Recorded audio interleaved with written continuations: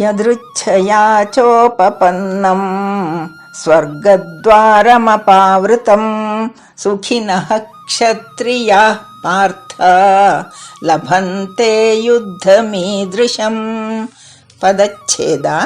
ಪಾರ್ಥ, ಹೇ ಪಾರ್ಥನೆ, ಯದೃಚ್ಛಯ ತನ್ನಿಂದ ತಾನೇ, ಉಪಪನ್ನಂ ಪ್ರಾಪ್ತವಾದ, ಚ ಮತ್ತು ಅಪಾವೃತಂ ತೆರೆದಿರುವ, ಸ್ವರ್ಗದ್ವಾರಂ ಸ್ವರ್ಗದ ದ್ವಾರರೂಪವಾಗಿರುವ, ಈದೃಶಂ ಈ ಪ್ರಕಾರದ, ಯುದ್ಧವನ್ನು, ಸುಖಿನಃ ಭಾಗ್ಯಶಾಲಿಯಾದ, ಕ್ಷತ್ರಿಯಾಃ ಕ್ಷತ್ರಿಯರೇ, ಲಭಂತೆ ಪಡೆಯುತ್ತಾರೆ.